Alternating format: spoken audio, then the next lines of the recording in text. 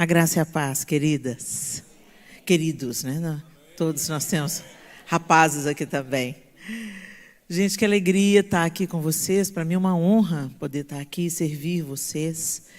E desde ontem, né? Não sei você, mas eu saí daqui ontem cheia, transbordante, pela palavra que foi liberada. E, meu Deus, como eu recebi. Na verdade, eu tenho a certeza absoluta que eu vou para dar, mas eu sempre volto mais cheia, né? Como Deus fala comigo. Algumas pessoas às vezes falam: nossa, pastora, você tem a palavra muito pesada. Gente, olha, o ouvido mais perto da minha boca é o meu mesmo. A palavra primeiro, ela já entra aqui primeiro, né? E eu vou ter que provar dessa palavra antes de qualquer outra pessoa. Mas eu me sinto animada pela palavra de exortação, porque o Senhor só corrige o filho a quem Ele ama e açoita a todo aquele que Ele quer bem. Então, a palavra do Senhor, ela é sempre para um bom propósito, para nos encorajar, para nos forjar e também para nos corrigir. Preparadas para esse tempo. Quem se sente preparada para esse tempo? Será que você consegue discernir o tempo que a gente está vivendo? Será que a gente tem uma consciência plena? Por onde eu ando, eu tenho conversado com as pessoas, eu escuto muito as pessoas dias difíceis. Que tempo difícil esse que a gente está vivendo. E a gente começa a ouvir os relatos das injustiças, dos abusos, das coisas que eram erradas e era um consenso comum que era errado, agora não, agora tudo é relativo. Então, o que era errado ficou certo e o que é certo ficou errado. Então, dá essa sensação, mesmo aquelas pessoas, gente, que não estão dentro do contexto da igreja, mesmo aquelas pessoas que não professam uma fé, mesmo essas pessoas, elas identificam que o tempo que nós estamos vivendo agora é um tempo de crise, é um tempo desafiador.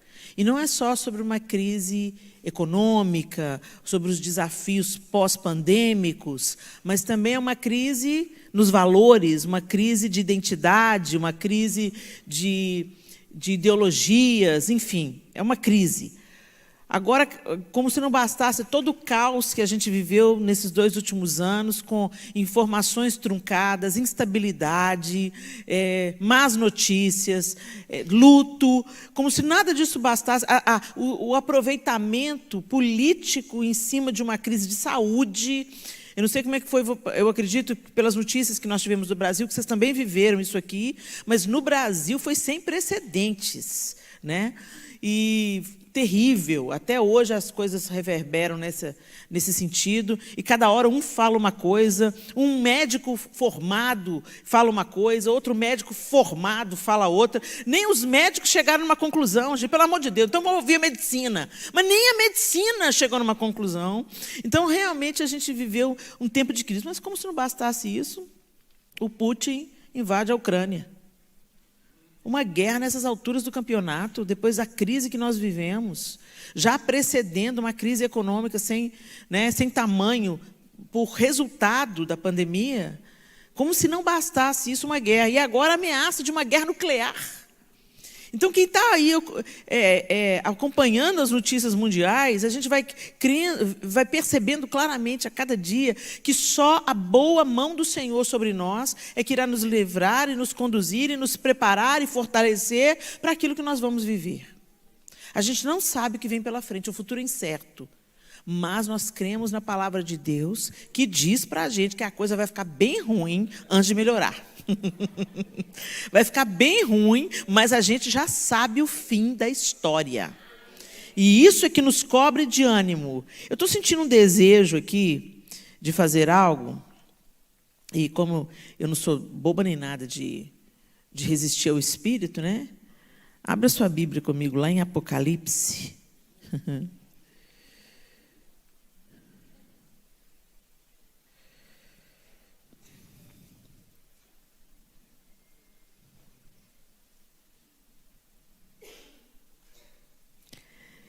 Apocalipse, vamos ler primeiro 19.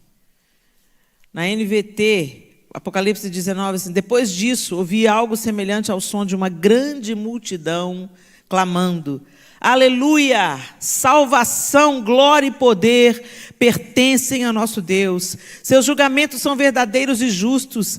Ele castigou a grande prostituta que corrompia a terra com sua imoralidade e vingou o assassinato de seus servos. E mais uma vez as vozes ressoaram: aleluia! A fumaça dessa cidade sobe para todo sempre.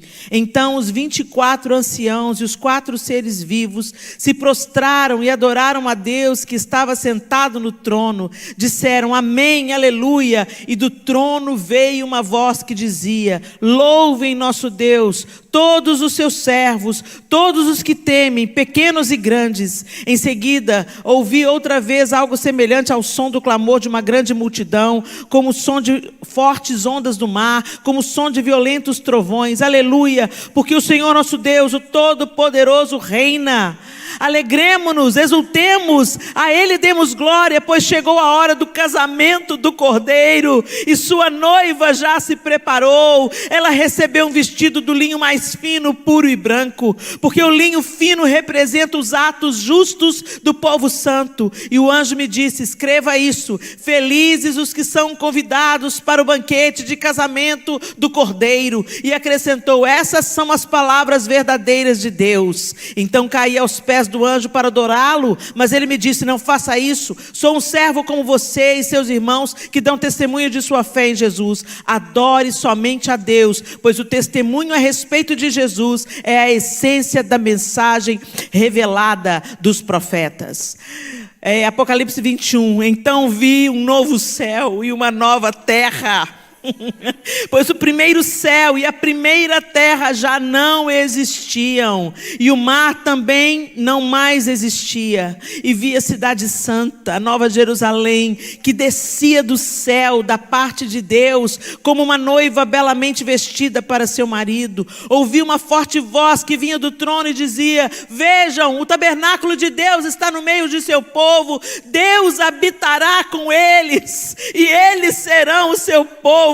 O próprio Deus estará com eles. Ele lhes enxugará dos olhos toda lágrima, e não haverá mais morte, nem tristeza, nem choro, nem dor.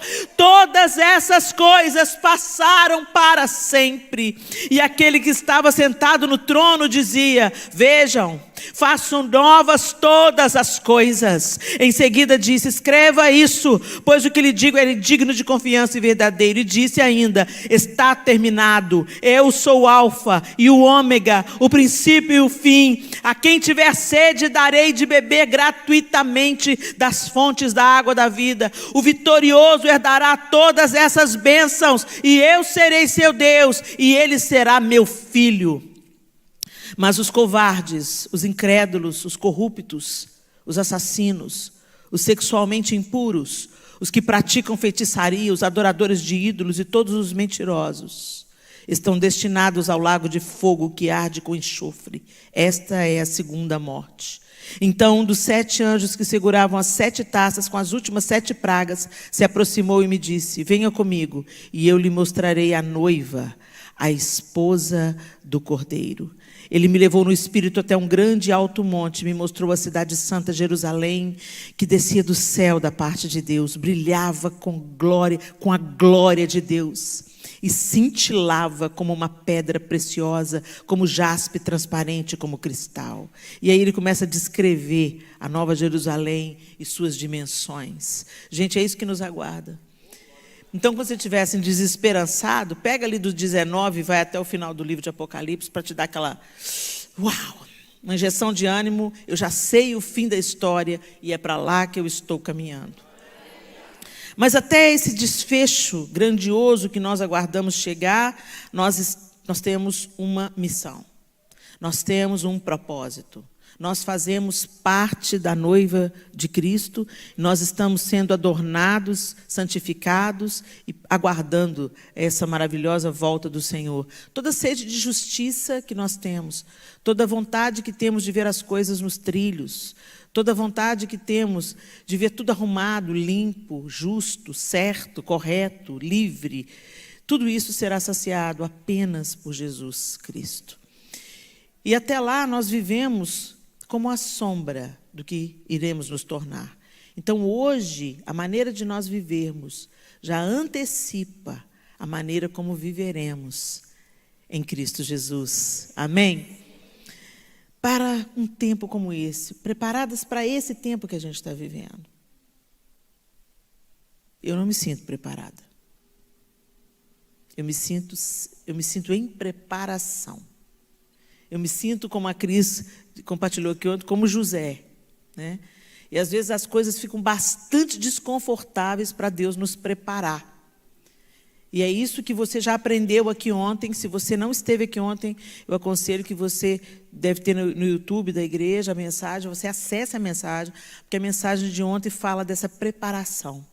Não dá para queimar etapas, não dá para fugir do processo. A preparação é um lugar de desconforto. Eu tenho um sobrinho que mora aqui nos Estados Unidos, meu irmão, seus filhos moram aqui, e meu sobrinho, caçula, é mariner. E ele acabou de sair do treinamento, né, dos Marines, e eles sempre estão voltando aos treinamentos. Então, ele já fez aquele treinamento mais intenso, de 3 meses, e agora ele, de vez em quando... Cadê o Benjamin? Foi para os Marines para treinar mais um pouco. E o treinamento, gente, é sobre-humano. É uma coisa assim... Eles são levados ao extremo da resistência psicológica, da resistência física, da resistência emocional. E ele fala, eu tenho consciência de que eu só aguentei porque tinha uma família inteira orando por mim. Mas o Benjamin voltou do treinamento diferente. Ele saiu de casa um menino e voltou um homem em 3 meses. Agora pergunta para ele se foi gostoso. Pergunta para ele se ele queria zerar tudo e voltar para o treinamento todo de novo. Não queria, não. Porque foi exaustivo. Gente, ele descrevendo algumas coisas, não cabe a mim descrever aqui, mas eu não sei como é que ele aguentou. E para piorar tudo, eles não podiam, às vezes ficavam um dia sem poder tirar o coturno, sem tirar a bota. Eles não dormiam. Eles foram levados à guerra. A uma guerra simulada, mas a guerra, onde eles não dormiam, eles não comiam, eles tinham que aprender a comer com o mínimo possível, eles tinham que aprender a dormir o mínimo possível e continuar em postura de ataque. Foi ruim, foi difícil, foi exaustivo, mas ele voltou diferente. Ele voltou um homem, não é mais um menino. Deus quer fazer muito melhor do que a gente. Que Ele quer nos treinar para a guerra, mas Ele não quer acabar com a nossa doçura. Normalmente, num treinamento de exército, acontece isso. O menino volta um homem, mas ele volta um homem com as emoções blindadas. Por quê? Porque ele vai ver amigos morrendo. Ele vai ver muita coisa acontecendo diante dos olhos dele, ele não pode se abalar, nem se deixar paralisar. O Espírito de Deus tem o poder para nos blindar, sem nos endurecer. E é isso que a gente tem que pedir para o Senhor. Senhor, me blinda, me prepara, mas não me deixe endurecer. E ontem a gente aprendeu sobre isso, e eu não vou repetir a lição de ontem, porque ela foi maravilhosa e suficiente. Mas eu quero trazer para vocês o exemplo de uma mulher preparada para um dia difícil. Abra sua Bíblia comigo em 1 Samuel, capítulo 25.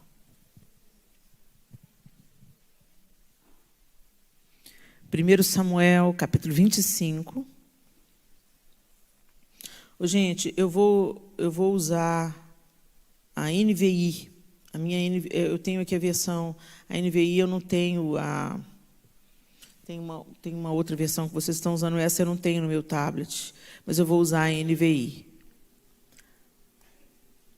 Eu falei com vocês 1 Samuel? 1 Samuel 25, a partir do verso 2. Certo homem de Maom, que tinha seus bens na cidade de Carmelo, era muito rico. Possuía 1000 cabras e 3000 ovelhas, as quais estavam sendo tosqueadas em Carmelo. Seu nome era Nabal, e o nome de sua mulher era Abigail, mulher inteligente e bonita. Mas seu marido, descendente de Calebe, era rude e mau.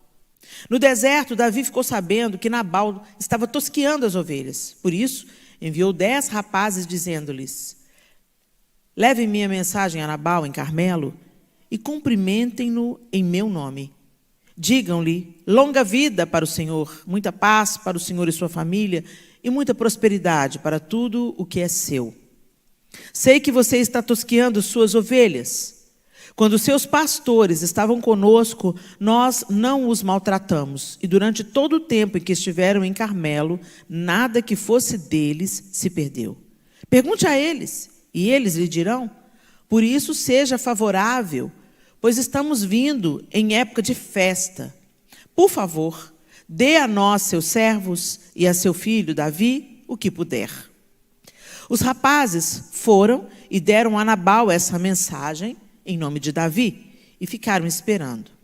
Nabal respondeu então ao servo de Davi: quem é Davi? Quem é esse filho de Jessé? Hoje em dia muitos servos estão fugindo de seus senhores. Por que deveria eu pegar meu pão e minha água e a carne do gado que abati para meus tosqueadores e dá-los a homens que vêm não se sabe de onde? Então os mensageiros de Davi voltaram e lhe relataram cada uma dessas palavras. Davi ordenou a seus homens: ponham suas espadas na cintura. Assim eles fizeram e também Davi. Cerca de 400 homens acompanharam Davi, enquanto 200 permaneceram com a bagagem. Um dos servos disse a Abigail, mulher de Nabal: do deserto, Davi enviou mensageiros para saudar o nosso Senhor, mas ele os insultou.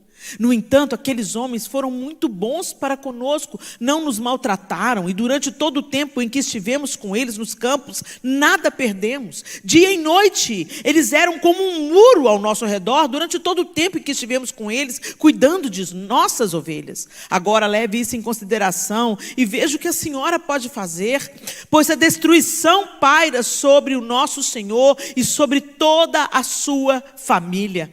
Ele é um homem tão mau que ninguém consegue conversar com ele. Imediatamente, Abigail pegou 200 pães, 2 vasilhas de couro cheias de vinho, 5 ovelhas preparadas, 5 medidas de grãos torrados, 100 bolos de uvas passas e 200 bolos de figos prensados, e os carregou em jumentos. E disse a seus servos: vocês vão na frente, eu os seguirei. Ela, porém, nada disse a Nabal, seu marido. Enquanto ela ia montada num jumento, encoberta pela montanha, Davi e seus soldados estavam descendo em sua direção e ela os encontrou. Davi tinha dito: de nada adiantou proteger os bens daquele homem no deserto para que nada se perdesse. Ele me pagou o bem com o mal. Que Deus castigue Davi e o faça com muita severidade, caso até de manhã eu deixe vivo um só do sexo masculino de todos os que pertencem a Nabal. Quando Abigail viu Davi, desceu depressa do jumento e prostrou-se perante Davi com o rosto em terra. Ela caiu a seus pés e disse: meu senhor, a culpa é toda minha. Por favor, permite que tua serva te fale, ouve o que ela tem a dizer. Meu senhor, não dês atenção àquele homem mau Nabal. Ele é insensato, conforme o significado do seu nome, e a insensatez o acompanha. Contudo eu, tua serva, não vi os rapazes que meu senhor enviou. Agora, meu senhor, juro pelo nome do Senhor e por tua vida que foi o Senhor que te impediu de derramar sangue e de te vingares com tuas próprias mãos. Que teus inimigos e todos os que pretendem fazer-te mal sejam castigados como Nabal. E aí Abigail começa a abençoar Davi e começa a entregar os presentes para ele. E ela libera uma palavra de ânimo, já profetizando que Davi iria vencer sobre os seus inimigos. Aí no verso 32, Davi responde. Davi disse a Abigail, verso 32, bendito seja o Senhor, o Deus de Israel, que hoje a enviou ao meu encontro. Seja você abençoada pelo seu bom senso e por evitar que eu hoje derrame sangue e me vingue com minhas próprias mãos. De outro modo, juro pelo nome do Senhor, o Deus de Israel, que evitou que eu fizesse mal a você, que se você não tivesse vindo depressa encontrar-me, nenhum só do sexo masculino pertencente a Nabal teria sido deixado vivo ao romper do dia. Então Davi aceitou o que Abigail lhe tinha trazido e disse: vá para sua casa em paz. Ouvi o que você disse e atenderei ao seu pedido. Senhor, essa é a sua palavra e nós te pedimos que ela nos ensine, que ela nos exorte, que ela nos console, que ela nos inspire nessa noite. Transforme a nossa mente e que uma mente transformada gere em nós novas atitudes. Em nome de Jesus. Amém. A gente já conhece essa história, eu já preguei diversas vezes sobre Abigail, e eu confesso que se eu tivesse uma outra filha, muito provavelmente ela ia chamar Abigail. Eu ia estar uma enrascada de saber se ia ser Jael ou Abigail. Cada uma no seu modelo, né? Jael rachando crânios com ponteiras com estacas e martelos, e Abigail, com a sua beleza e sabedoria, se curvando diante de um rei e impedindo o mal contra a sua própria casa. Abigail estava diante de uma crise. Eu gosto de enxergar Abigail, gente, quando eu vejo Abigail no Antigo Testamento, sempre se fala do Antigo Testamento com pré-figurações de Cristo, né? Então, quando você vê, por exemplo, Abraão pega Isaac, sobe um monte para sacrificar o seu filho, né? Isaac, naquele momento, é uma pré-figuração de Cristo. Ele vem, ele sobe o monte para o seu sacrifício e ele mesmo leva a lenha, como Jesus também subiu o monte levando o lenho, né? Então, uma pré-figuração de Cristo. Davi é uma pré-figuração de Cristo. E a gente vai vendo isso durante todo o Antigo Testamento. Algumas figuras, Josué também é tido como uma pré-figuração de Cristo. E sempre são figuras masculinas. A teologia sempre nos apresenta figuras masculinas. Mas quando eu vejo a atitude de Abigail, eu vejo uma pré-figuração de Cristo. Primeiro porque havia um homem justo e havia algo que um homem mau havia feito contra o homem justo. Davi e seus homens, sem serem contratados, usaram de benevolência para com tudo que Nabal tinha. No deserto, o rebanho podia ser atacado, tanto por animais selvagens, como saqueadores, como homens maus, que vinham roubar o rebanho, que vinham atacar os pastores. E os próprios homens de Nabal confessam para Abigail: olha, eles foram como um muro de proteção ao nosso redor, eles não deixaram que nenhum mal se aproximasse de nós. Porque Davi estava fugindo de Saul com seus homens, e eles estavam por onde? Pelo deserto, onde Nabal estava cuidando das suas ovelhas. E ali, no Carmelo, nessa região, Davi estava fugindo de Saul e ali também estavam os rebanhos. Então, eles se valiam desses expedientes. Eles defendiam aquilo ali para que, se tivesse uma oportunidade, eles também fossem abençoados. Como eles eram fugitivos, eles usavam da benevolência dos outros, das pessoas para eles sobreviverem, para eles não se tornarem saqueadores. Davi, como homem segundo o coração de Deus, não ia saquear ninguém, não ia roubar ninguém. Então, o que ele ia fazer? Eles protegiam o que era propriedade dos outros e os outros lhe pagavam o bem com o bem. Não é assim? E dentro da cultura, da cultura deles, esse de fazer o bem, de reconhecer o bem, de retribuir com o bem, era uma coisa assim, super natural. Você negava qualquer coisa para uma pessoa, mas você não negava um prato de comida, você não negava um pouco de água, você não negava acolhimento para a pessoa. É da cultura você ser benevolente, né? E aí, por isso que é um absurdo o que Nabal fez.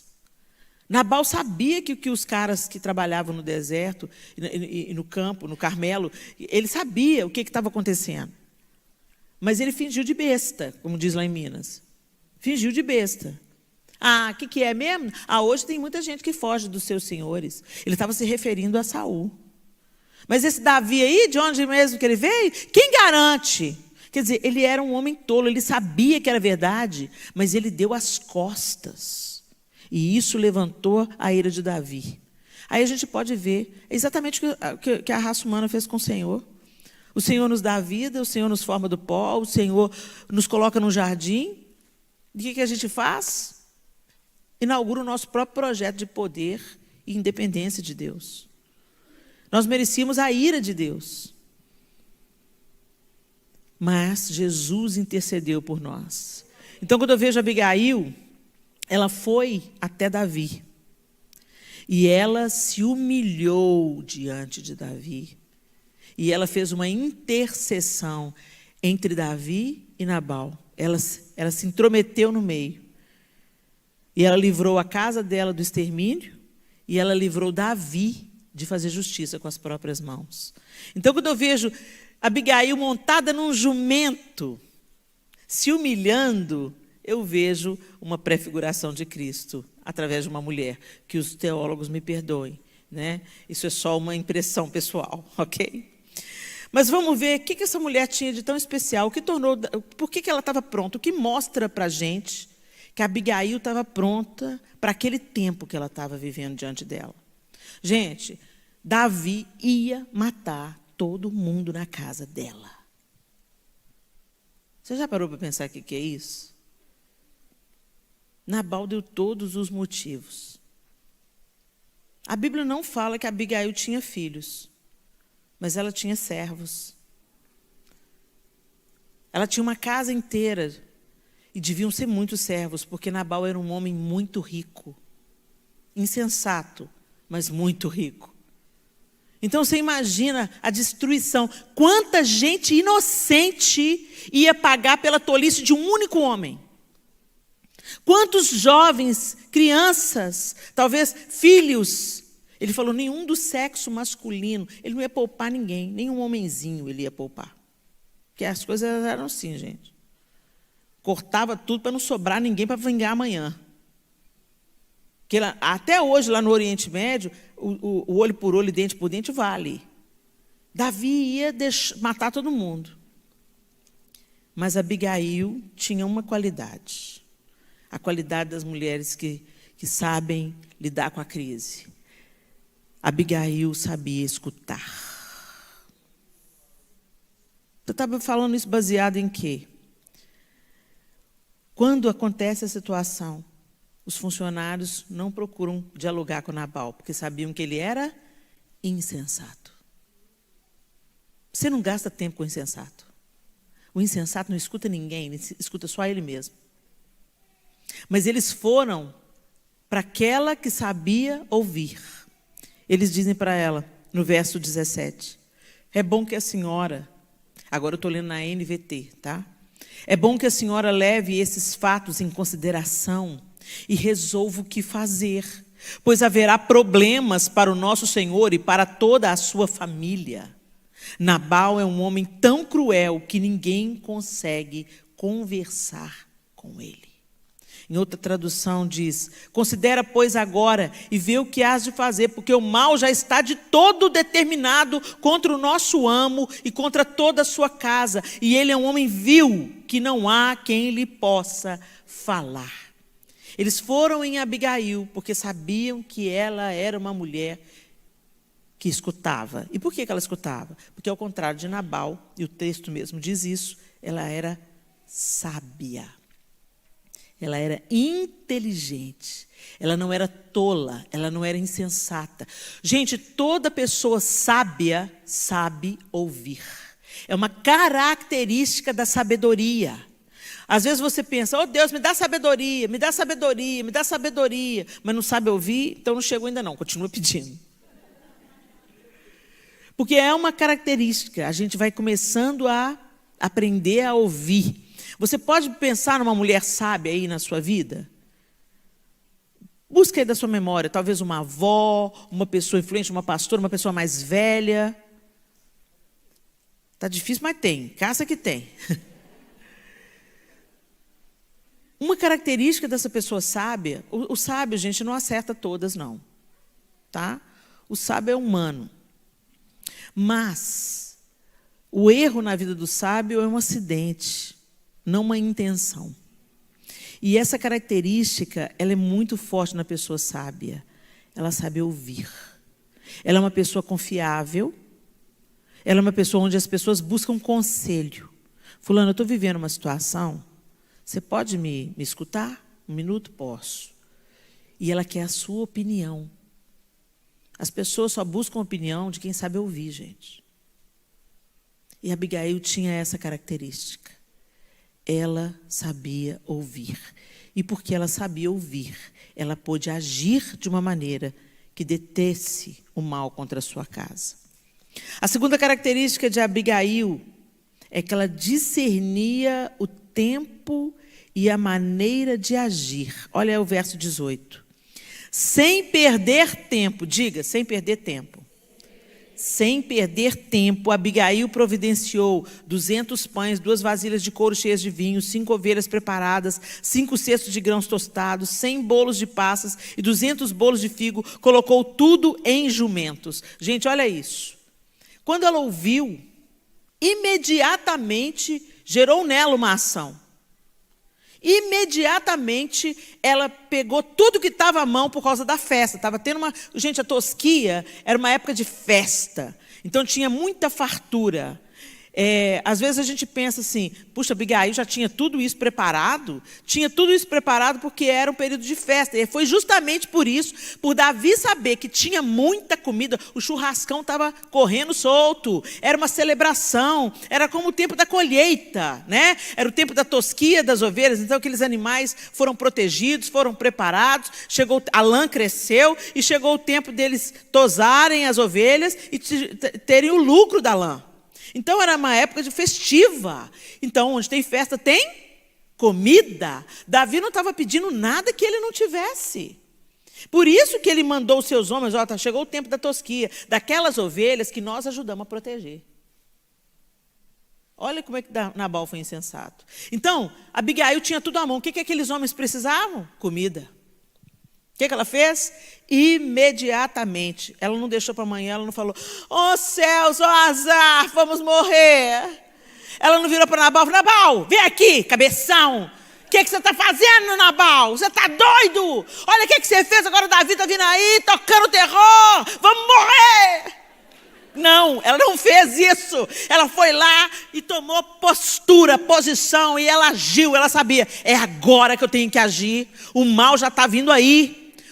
O Davi está vindo aí, não vai sobrar nenhum. Anda logo, gente, vamos embora, vamos ajudar a carregar esses jumentos. Pega o quê? O que eles pediram? Comida. Taca comida nesse povo. Tem hora que você tem que saber como agir e o que fornecer, como se posicionar. E foi exatamente isso que Abigail fez. Ela discerniu o tempo. O tempo é imediatamente. O tempo é imediatamente. Para de empurrar com a barriga, gente. Ai, gente, gostei muito dessa conferência Mulheres Transformadas. Bacana, né? Bacana demais, que mensagem boa. Daqui uns 2 anos eu santifico. Primeiro eu vou curtir a vida, né? Nossa, o negócio é muita responsabilidade. Né? Isso é para a mulher, sabe, mais alto nível. Ainda sou novinha. Deixa minha mãe ser ungida. Não, eu sou novinha. Não, pastora, vive para mim essa vida santa. Me inspira aí, entendeu? Porque isso é difícil demais para mim. Deus me entende. Não se engane. A partir do momento que você está ouvindo essa palavra aqui, não tem mais desculpa para você, não. Tá? Você agora é indesculpável. O Senhor está te convocando. Não interessa a sua idade. Não interessa. Deus está chamando você para ser uma mulher pronta, posicionada, pronta a ouvir e a discernir o tempo e a maneira de agir. Outra característica de Abigail, ela sabia o tempo de calar. Gente, essa parte é difícil para nós, hein? Eu sou mulher, eu sei do que eu estou falando. A gente quer ir lá e dizer, não é possível, eu te avisei. Né? A gente quer ir lá e falar assim, eu falei, bem feito, é agora. Agora se vira, Nabal. Agora como é que você vai descascar esse abacate? Não, gente, ela não fez isso. O texto continua aí comigo. E disse aos servos, 1 Samuel 25, 19. E disse aos servos, vão adiante e logo o seguirei.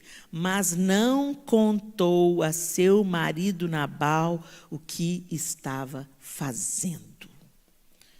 Helena, o que você está falando? Que é para a gente esconder as coisas do nosso marido? Não. Não distorça as minhas palavras. Não distorça as palavras bíblicas. Tá? Ela sabia que se ela falasse para Nabal não ia adiantar nada. Ele não ia acrescentar nada. E se bobear, ele ia fazer guerra com Davi. Ah, tá vendo? Deixa, bem quente que eu estou fervendo. Porque homem sensato é isso que faz. Homem sensato é isso que faz. Né? Eu não vou afinar, não. Vem, vou matar, vou morrer, vou fazer, vem. Entendeu? Ela sabia com quem ela estava lidando.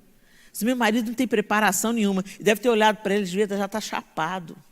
Porque festa, tosquia, ele já devia estar, mamadão. Aí ela olhou para ele, eu fiquei imaginando, olhou para ele.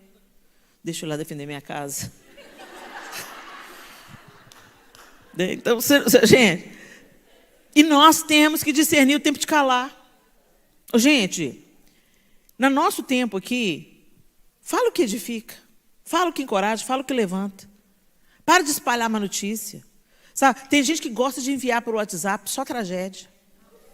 Matou, fez, fuzilou, esquartejou, mandou o pacote para o marido, mandou para a mulher. Olha o STF, o que o STF está fazendo? Olha o que o STF fez, boicotou, fez, mandou prender, sabe, gente? Tem hora que você recebe a notícia, dobra o seu joelho e se posicione diante de Deus. Senhor, livra o Brasil, Senhor. Livra o Brasil dos inimigos da nação, que o Senhor conhece o coração. Nós não conhecemos o coração dos homens, mas tu sondas o escondido. Vai, Senhor, no coração de cada líder. Passa o Senado em revista. Passa a Câmara dos Deputados em revista. Passa o STF, o STE, passa em revista, Senhor. E destitui dos cargos de autoridade e poder os inimigos do Brasil. É isso que a gente faz. Vai orar e pedir misericórdia de Deus. Senhor, afasta de nós, Senhor, o que está acontecendo na Nicarágua. Afasta de nós, Senhor, o assassinato legalizado de bebês. Afasta de nós, das nossas crianças, Senhor. Afasta de nós merecemos, Senhor. Nós merecemos o juízo, mas nós, como tua igreja, nos arrependemos pelos pecados do Brasil, pelos pecados da igreja, e te pedimos, nos perdoe, nos dá mais uma oportunidade de ser um celeiro para as nações, um celeiro de missionários para as nações. Para de espalhar má notícia. Para de falar o que não edifica. Para de contar fofoca, de desnudar a nudez do irmão. Imagina se aqueles caras lá do Nabal ficassem só conversando entre eles. Nabal doidão, olha lá. Olha aí, agora o que nós vamos ter que fazer? Nós vamos ter que lutar com Davi pela nossa própria vida. Você já ouviu falar dos valentes de Davi? E um só mata 1000. E agora? O que nós vamos fazer? Sabe, se eles ficassem ali no lenga-lenga, no disse que me disse, mas não, eles foram em quem podia resolver. E no caso era Abigail, uma mulher preparada para aquele tempo que ela estava vivendo. E será que nós somos essa mulher preparada? Gente, se a gente ainda não é, a gente entra na preparação. Deixa a mão de Deus transformar você. Eu quero ser essa mulher preparada. Eu quero ser, Senhor, eu quero ser uma mulher preparada para esse tempo difícil que a gente está vivendo. Eu quero ser um poço de sabedoria. Eu quero saber ouvir, ter bom conselho para falar. Eu quero discernir a forma e a maneira de agir. Me ajuda a ser como Abigail, Senhor. Outra coisa que fazia de Abigail uma mulher preparada para o tempo. Ela não tinha medo de se humilhar. Isso dói. Como a gente gosta de evitar a humilhação. Por quê?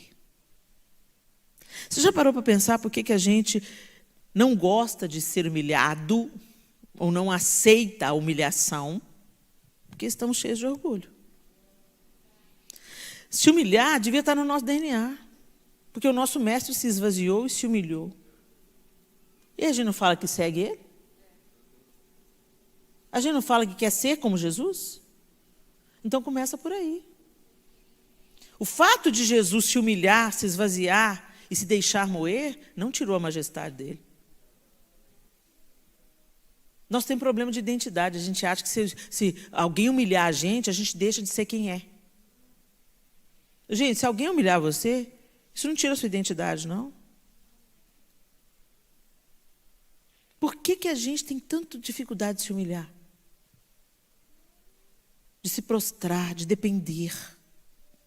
Isso até na relação de casamento. Seu dinheiro, marido, nosso dinheiro. Meu dinheiro, meu dinheiro. Mas tem mulher que pensa assim, pastor. Tem mulher que pensa assim. Não. Eu, hein? trabalhei, estudei, tenho meu dinheiro, ganhei meu dinheiro é meu dinheiro. Então, para que casou, bem? Viver solteira. A gente casa para ser nosso. O dinheiro dele é nosso, o seu dinheiro é nosso.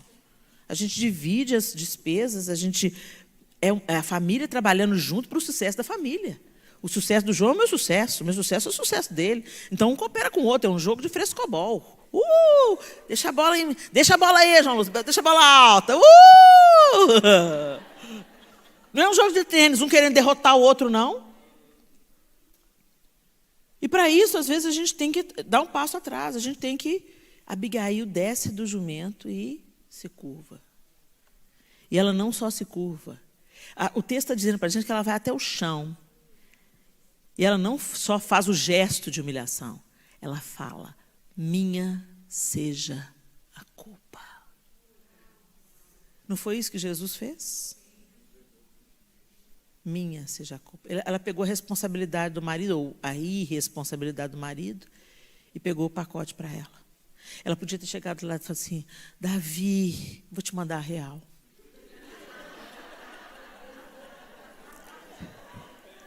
Sou casada com um canalha. Entendeu? Não sei onde que eu estava com a cabeça, Davi, quando eu casei com aquele homem. Me desculpa aí, foi mal. Pega aí as comidas aí e leva com você, Deus te abençoe. Dá um desconto, porque meu marido é doido. Não, ela não fez isso. Ela se curvou e ela disse, me perdoa, meu senhor. Desde que eu te fale, eu posso te falar? Minha seja a culpa. Eu não vi quando os seus rapazes vieram. E não leve em conta o que meu marido fez. Ele é o que o nome dele profetiza, ele é tolo. Não leve em conta. Ele não vale o sangue que você vai derramar. E Davi olha para aquela mulher bonita, inteligente, de joelhos diante dele, implorando por um perdão que não é de uma falta que não era dela. A doçura de Abigail, a humildade de Abigail mudou o coração irado de Davi. Sabe o que Provérbios diz? Que a palavra dura suscita a ira, mas a palavra branda desvia o furor. E Abigail, literalmente, foi esse lugar que ela ocupou. Ela se esvaziou. Naquele momento, ela não era a dona do milionário, a mulher do milionário, a dona das ovelhas. Naquele momento, ela era uma esposa, uma proprietária, pedindo perdão e clamando por misericórdia do homem que tinha o poder de exterminar a vida na sua casa. Quantos casamentos seriam duradouros, quantas crises seriam amenizadas, se no meio do caminho tivesse uma Abigail? Quantas conversas erradas nós poderíamos interromper se nos humilhássemos, calando a boca? Tem hora que a gente não tem que ganhar a discussão, não, gente. A vitória é acabar com a discussão e não ganhar. A vitória não dá status para Satanás na nossa casa. Gente, tem famílias que estão separadas por causa da polarização política. Irmãos de sangue que não se falam. Pais e filhos que se agridem. Porque um não quer abaixar o tupete para o outro. Um não quer perder a discussão para o outro. Um quer provar para o outro que está certo. Nós temos que aprender com o nosso mestre. Tem muita coisa que para a gente ganhar, a gente vai ter que perder. Naquele momento, parecia que a Abigail estava perdendo. Ela estava perdendo, ela estava se prostrando diante de um homem estranho, violento, e de outros 400 soldados armados. Ela podia ter começado a perder por ali, porque mulher não tinha voz para nada, gente. Mulher, naquela época, não tinha voz para nada. Ela foi muito ousada, muito corajosa, muito firme, de se colocar entre a ira de Davi e... Gente, meu avô morreu assassinado. Meu avô morreu com um tiro no peito e matou o homem que matou ele. Meu avô era um homem irado, insensato. E a minha avó tentou ser uma Abigail. Só que diante dela não tinha um Davi. Diante dela tinha um Nabal. Para o Nabal ela deu as costas e se prostrou diante de Davi. Ela contava que quando ela entrou na frente dele e abriu os braços para ele não sair com o revólver que ele entrou em casa e pegou, ela entrou na frente dele e implorou: Teófilo, pelo amor de Deus, Teófilo, você tem filho, você tem neto, pelo amor de Deus, não sai por essa porta. Ela disse que ele olhou para ela e falou assim: se você não sair da minha frente, você é a primeira que morre. E ela falou assim: e eu conheço meu marido, ele me mataria. Tamanho ódio que estava no olho dele.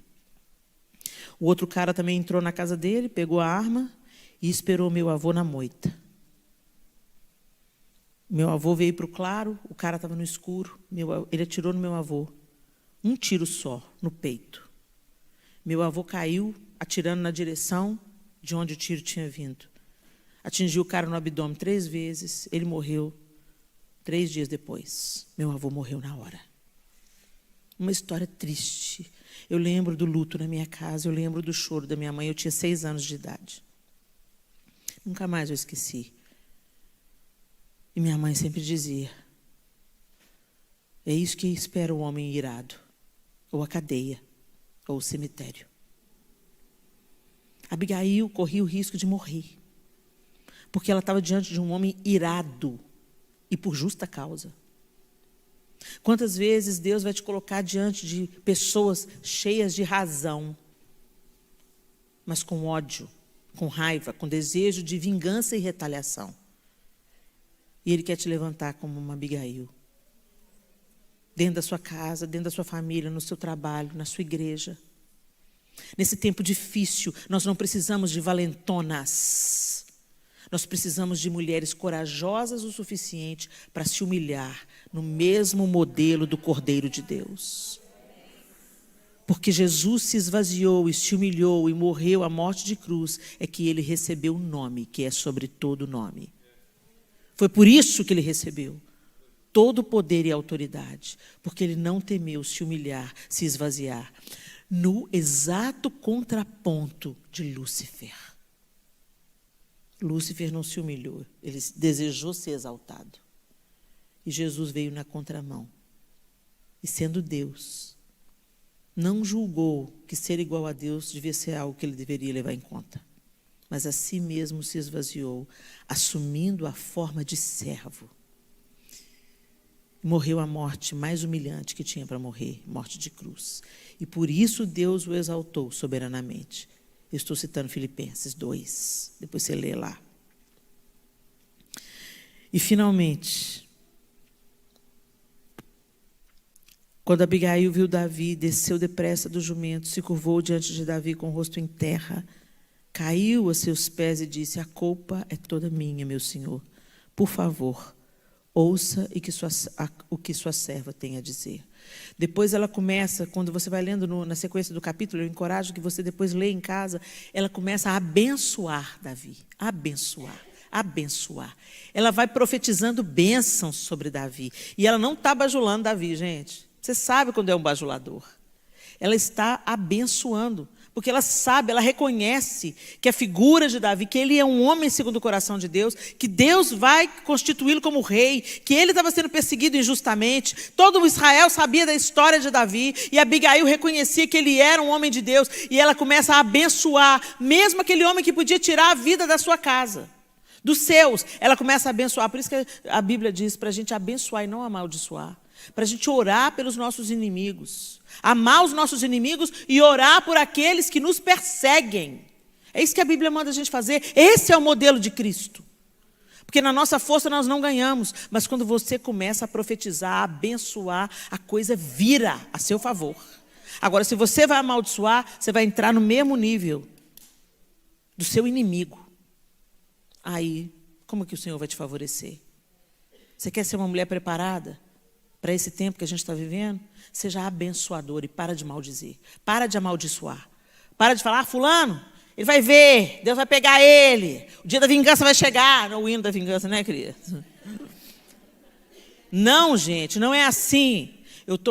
Gente, eu lembro uma vez que eu estava vivendo uma situação muito difícil de uma pessoa que era próxima a mim, e ele parecia que era meu amigo, mas as notícias que chegavam a mim, das coisas que ele dizia a meu respeito, eram terríveis. Eu pensava assim, mas ele que falou isso? Mas como que ele pode ter falado isso? Ele parece que é meu amigo. Só que as evidências eram fortes, porque pessoas completamente diferentes vinham me questionar coisas. Quem te falou isso? Fulano falou. E não era verdade, eram inverdades. Ele estava contando inverdades a meu respeito. Perto de mim, ele me alisava, me bajulava.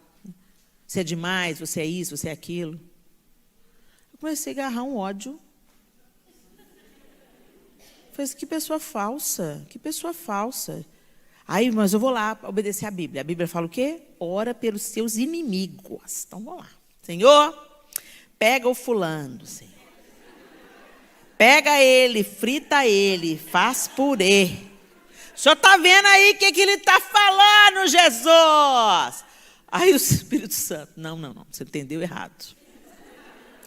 Não é para você pedir para eu cozinhar ele. É para você orar como você oraria pelo seu irmão que você mais ama. Sério, Jesus? Jesus, vou dar conta de fazer isso não, que eu estou com ódio, Jesus. Mas vamos lá, vamos obedecer. Senhor, eu abençoo o fulano em nome de Jesus. Amém. Já foi muito. Depois, no outro dia, Senhor, tem misericórdia, me ajuda aqui, Espírito Santo. Senhor, eu quero abençoar o fulano, a esposa do fulano, os filhos do fulano. Abençoa o fulano, Senhor. O Senhor sabe tudo que ele precisa, o que está gerando essa falta nele. Deus, seja o supridor. Aí, amém. No outro dia, Deus, em nome de Jesus, abençoa o fulano, Senhor. Eu abençoo meu irmão. Eu levanto ele diante do Senhor e peço, Senhor, que a casa dele seja cheia de paz, que a casa dele seja cheia de alegria, que ele seja próspero nos seus negócios. Eu comecei a abençoar. O resultado, eu fiquei livre. O ódio foi embora. O ódio foi embora. E um tempo depois, ele ficou diferente comigo. As conversas fiadas pararam. O olhar dele, a maneira de me tratar. Deus fez alguma coisa com ele. Não sei como, não sei quando, mas Deus mudou a situação entre nós. Porque eu sou boa? Não. Porque eu não dei atenção ao meu desejo e dei atenção à palavra de Deus. Obedecer nem sempre vai ser fácil. Nem sempre vai ser fácil. Mas é isso que as mulheres que estão preparadas para qualquer tempo, é isso que elas fazem. Elas obedecem à palavra de Deus. Elas fazem o que o Senhor faria. E Abigail toma essa posição de mulher sábia. E ela se humilha e ela pede perdão em nome da casa dela. Ela assume a responsabilidade para ela e ela abençoa Davi. Abigail livrou toda a sua casa por causa dessa atitude. E Deus quer também defender a sua casa. É tão interessante, gente, que a gente vai vendo que Deus está mirando na sua casa. Se cada uma de nós aqui, nessa sala, for uma Abigail na sua casa, salvar toda a sua casa, isso vai gerar uma sociedade mais curada. Às vezes a gente quer fazer muitas estripulias fora de casa e abandona a nossa casa. Nossa casa sempre será a nossa principal trincheira de batalha. Primeiro, porque lá não dá para você colocar máscarazinha social. Lá em casa na sua casa é como você é. Você não sustenta máscaras em casa. Quem está em casa com você, vê você de mau humor, vê você de TPM, vê você assolada pela menopausa.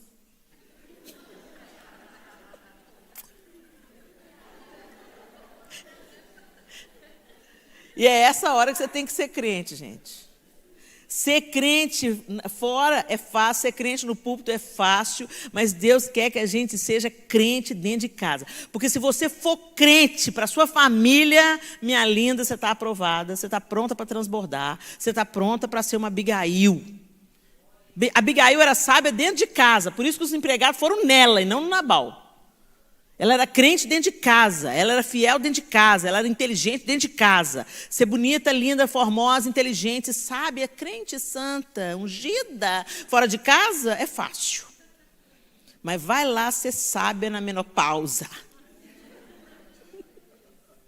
Estou falando minha realidade, né? Entendi que eu não me aguento. Mas mesmo quando eu estou nos meus dias difíceis, aí eu vou exercitando. Tem dia que eu dou uma patada em alguém. Senhor, me perdoa, me perdoa. Gente, a gente às vezes vai fracassar, mas o pior fracasso é a gente achar que não fracassou. O pior fracasso é a gente, não vou pedir desculpa não. Eu tenho que entender, é hormônio. Não, gente, nem sempre é hormônio, é demônio. A gente tem que resistir ao diabo para ele fugir de nós, não é?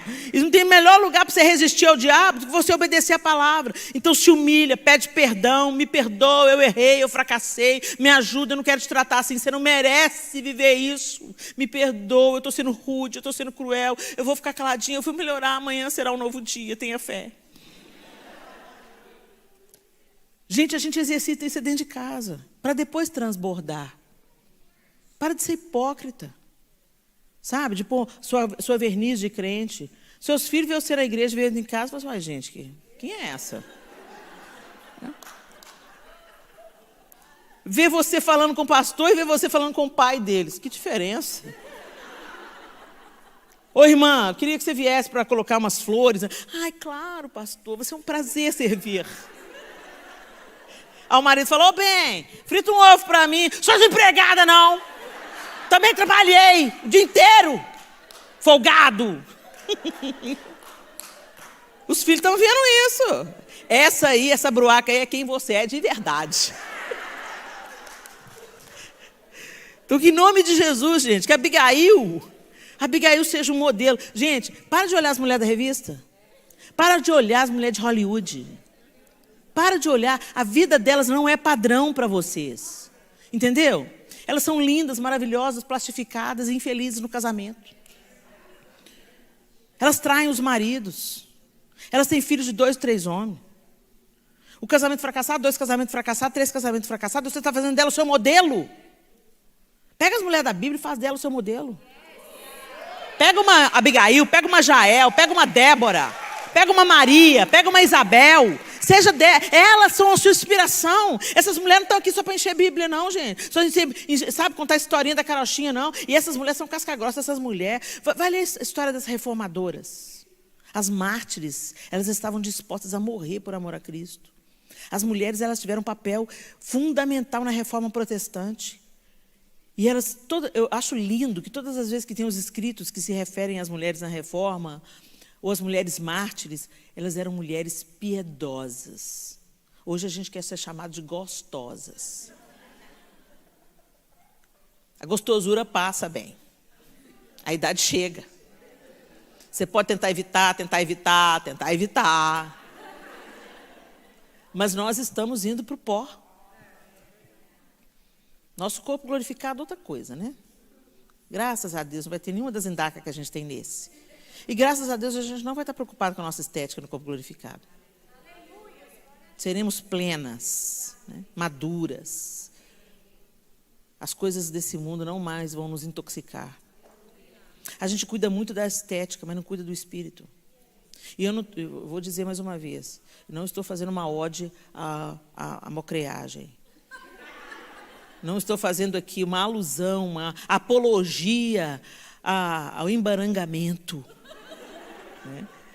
Cuide de você, sim, cuide de você. Né? Aliás, você é templo do Espírito. Tenha essa consciência quando você for comer, quando você for assistir, quando você for ouvir uma conversa. Tenha essa consciência, o Espírito de Deus habita em você. Então não joga qualquer lixo para dentro, não. Nem pelos olhos, nem pela boca, nem pelos ouvidos. Né? Seja sábia. Mas o mesmo empenho que você coloca para ter o chip da beleza, empenha-te para ter o chip da santidade. Empenha-te para ter o chip da coragem, do poder em Deus. Seja uma mulher poderosa em Deus, seja uma mulher piedosa, uma mulher misericordiosa, uma mulher que deixa uma marca nessa geração e não uma mancha. Faça a diferença. Que o Senhor nos prepare. Que o Senhor nos prepare.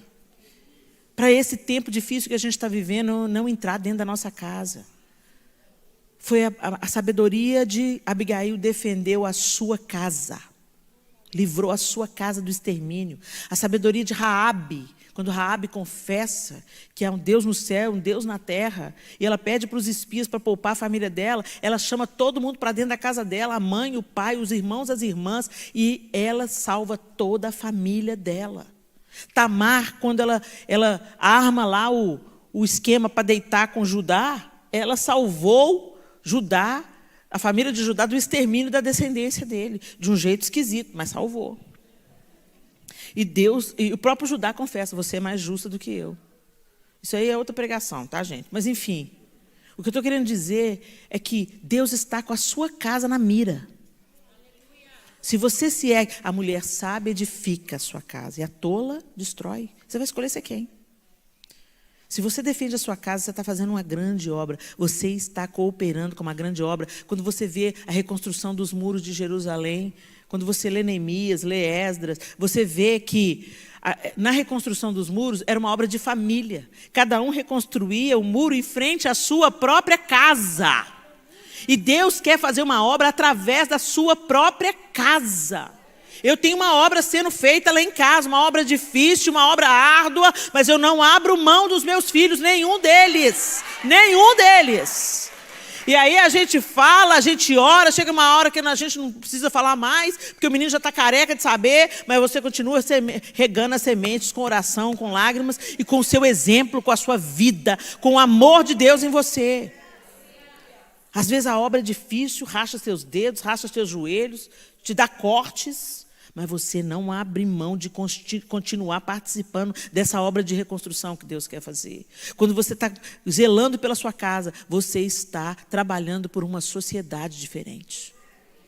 Quando a sua casa é uma tocha acesa no meio da escuridão, ela se tornará um referencial para aqueles que estão perdidos. Abigail é essa mulher que defendeu a sua própria casa.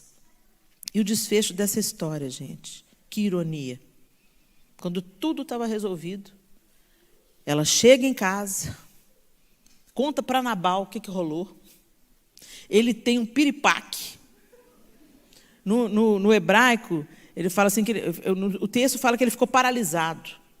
Mas no hebraico, fala que o coração se paralisou dentro dele e ele ficou como pedra. Olha isso. O coração morreu dentro dele e ele ficou como pedra. Olha que loucura.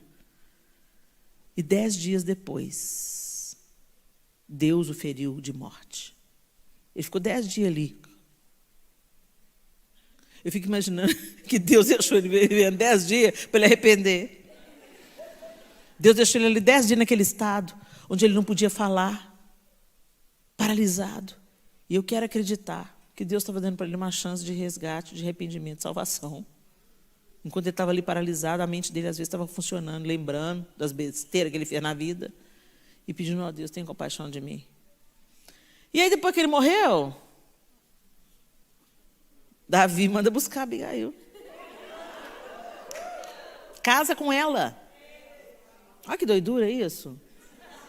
Ela ainda vira princesa. Tá certo que com tantas outras mulheres, né? Mas ela virou esposa do rei, uma das esposas do rei Davi, Abigail. Por quê?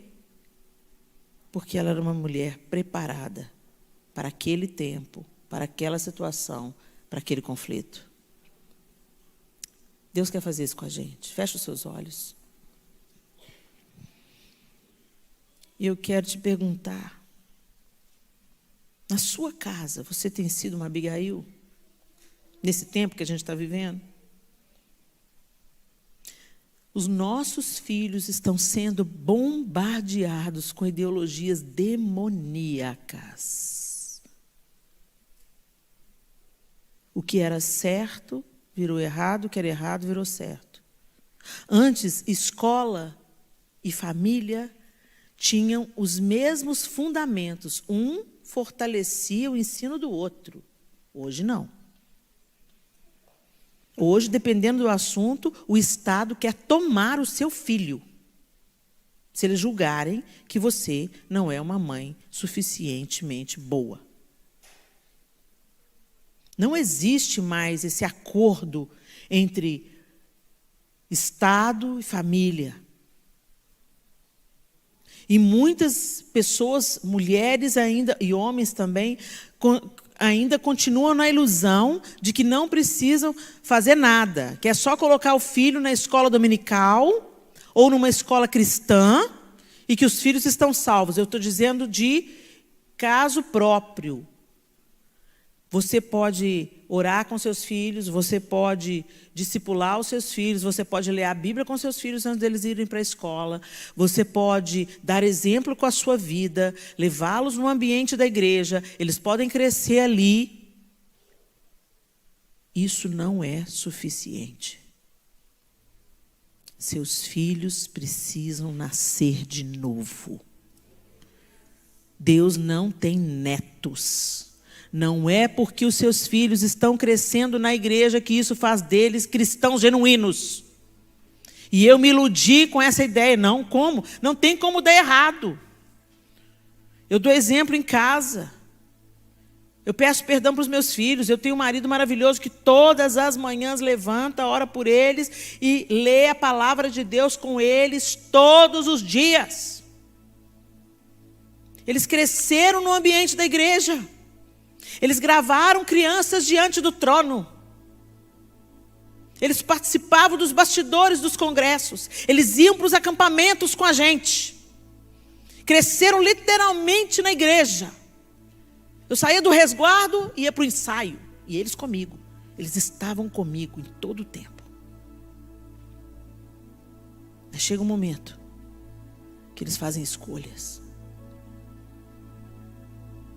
Por isso que a gente não gera filho só com o ventre. A gente gera filho com o joelho.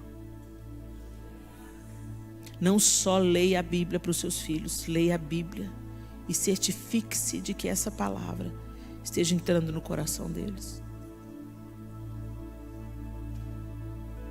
Discipule seus filhos, faça discípulos. Não existem filhos evangélicos. Entrar com uma bicicleta numa garagem não faz dela um carro. Não importa quantas vezes você entra com a bicicleta na garagem. Ela dorme lá, ela mora lá, ela vive lá. Você guarda ela lá todo dia. Isso não transforma ela num automóvel. Como entrar com a sua igreja, os filhos na igreja, não é garantia de novo nascimento. É parte da semeadura. Levar na igreja é parte da semeadura. Ler a Bíblia com eles é parte da semeadura. Orar por eles é parte da semeadura. Mas só quem convence o homem da justiça, do pecado e do juízo é o Espírito de Deus. E isso a gente tem que clamar e gerar. E falar: Espírito Santo de Deus, gera um novo nascimento nos meus filhos. Às vezes você vê os seus filhos recitando versículos e pensa: já são crentes. Não. Às vezes você vê eles levantando as mãozinhas e adorando, imitando o papai e a mamãe. É lindo, é comovente, mas não basta. Só isso não basta. Eles precisam nascer de novo e dar fruto de arrependimento. Recentemente, há uns 3 anos atrás, eu vi o novo nascimento do meu terceiro filho. Por ele ter um temperamento muito mais desafiador, você vê o impacto mais claro. O segundo teve os seus processos, mas ele já era um menino de um temperamento bom. manso, humilde e colaborador, cooperativo. Então você viu isso só sendo enfatizado pelo novo nascimento. A caçula, a mesma coisa. Um temperamento bom, inclinado à obediência. Aí vem o dia do choro, do quebrantamento, da rendição, da experiência pessoal compartilhada. E você vê aquela florzinha só ressaltando a cor. Mas quando você vê um filho brigado com a igreja, ressentido, cheio de opinião, resistente à correção, argumentativo, teimoso, duro nas palavras. Quando você vê ele rendido em arrependimento, falando: pai, mãe, me perdoa por todas as vezes que eu feri vocês. E você vê esse menino comendo a Bíblia, e você vê esse menino mergulhado no quarto, e você vê esse menino confessando pecados em lágrimas. É lindo de ver. É lindo. O novo nascimento de um filho é mais lindo do que o dia em que a gente dá a luz com o ventre. Não abra mão disso. Não confie que o fato do seu filhinho estar na igreja, ele é nascido de novo. Discipula o seu filho. Ore por ele, interceda por ele, até você ver o fruto do novo nascimento no seu filho. Não abra mão, não negocie. Defenda a sua casa. Num tempo como esse, nós não podemos ser distraídas pelas aparências. Eu conheço filhos que têm a vida dupla. Em casa, para não ter conflito com os pais, mantém as aparências. Mas na faculdade é outra pessoa. Na escola é outra pessoa. Só um novo nascimento livra nossos filhos da morte e de sucumbirem às mentiras desse tempo. Senhor, nós queremos ser como Abigail num tempo como esse. Queremos estar preparadas como ela estava, prontas para ouvir, tardias para falar, prontas a agir, discernindo o tempo e o modo, não temendo nos humilhar diante do Senhor e diante de quem precisar, para que o furor seja desviado, para que a ira seja vencida, para que a insensatez seja detida. Ajuda-nos, Senhor. Ajuda-nos, ó Deus, a estar prontas, como Abigail estava pronta. Queremos seguir o Senhor Jesus e ser como o Senhor é. Ajuda-nos pelo poder do Teu Espírito em nós, Senhor. Vivifica-nos, aperfeiçoa-nos, faz-nos como leoas, cheias de sabedoria, sabendo a hora certa da caça, sabendo como empreender, como ir contra o nosso inimigo. Ajuda-nos, ó Deus, a defender a nossa casa, como Abigail defendeu a dela. Prepara-nos, Espírito de Deus. Em nome de Jesus nós oramos. Amém e amém. Deus abençoe vocês.